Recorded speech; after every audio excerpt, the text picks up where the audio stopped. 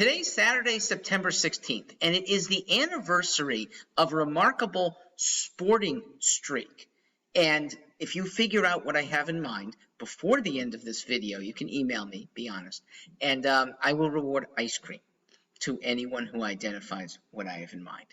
All right, there is another great, and this is in D.C., collection.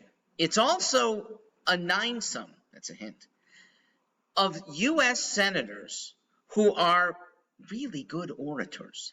Probably the best collection of speakers in the U.S. Senate in our lifetimes, maybe even in U.S. history. I bring you the fearsome fivesome of Tom Cotton, Ted Cruz, Josh Hawley, John Kennedy, Rand Paul. Tremendous. Four pretty good ones: Marcia Blackburn, Jim Lankford, Tim Scott, Richard Shelby.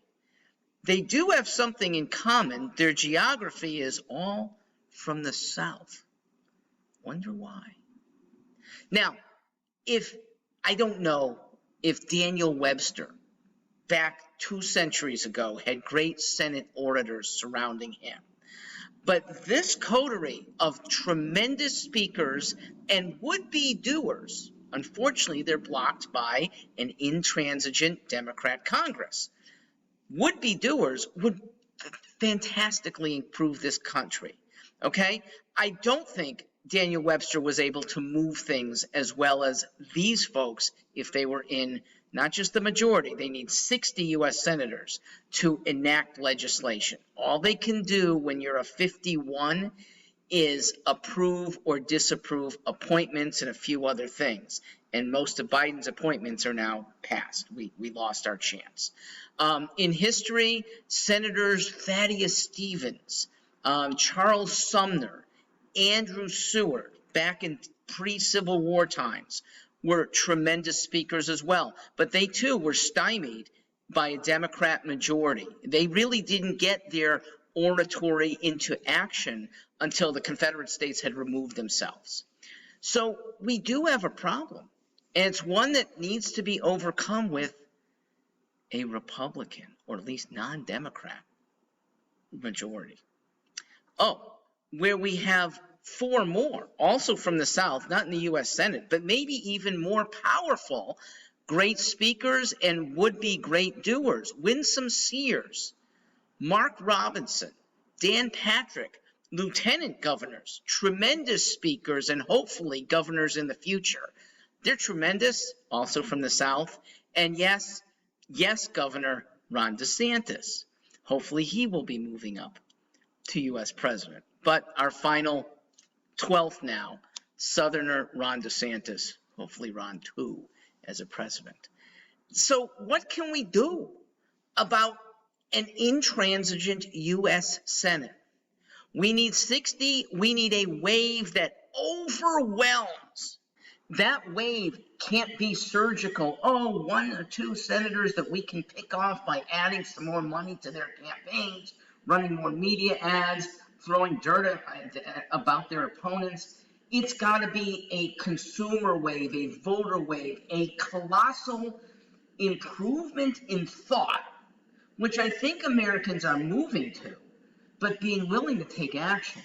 And that means speaking out and doing out by telling people. You can't just go to the polls armed with your opinion, because that's just you.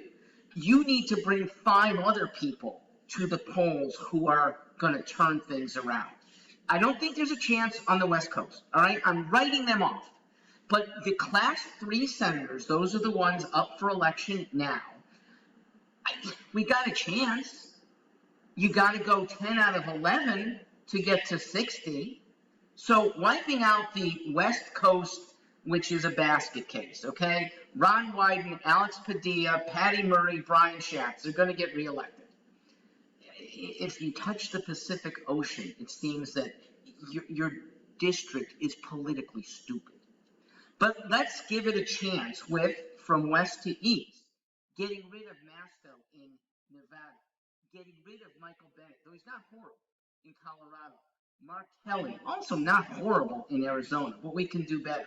And then the rest of the country, where Dick Blumenthal, Tammy Duckworth, Maggie Hassan, Charles Schumer, Chris Van Hollen, Raphael Warnock deserve to be told bye-bye. Now that still only gets you 9, but maybe we bring in Kirsten Sinema, Joe Manchin to vote, as they often do, sensibly. I am not trusting the new, the 2 seats that are getting vacated by Pat Toomey and Pat, he's in Pennsylvania, and Pat Leahy from Vermont. Okay, I don't trust, even if the Republicans win, that they're going to vote sensibly. Those 2 candidates in those states are not good. So, can you go 11 for 11, or even 10 for 11?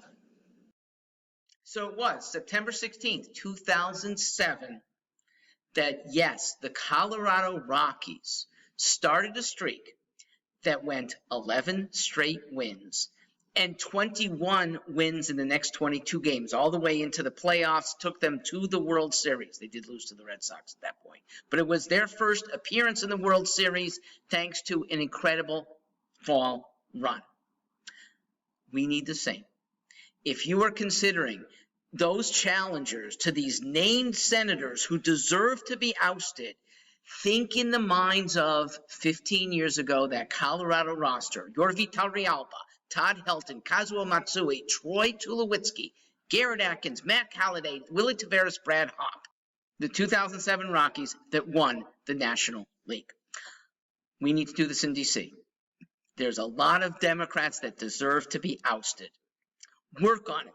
These next 6 weeks, let's get busy. I'm Mark Stewart.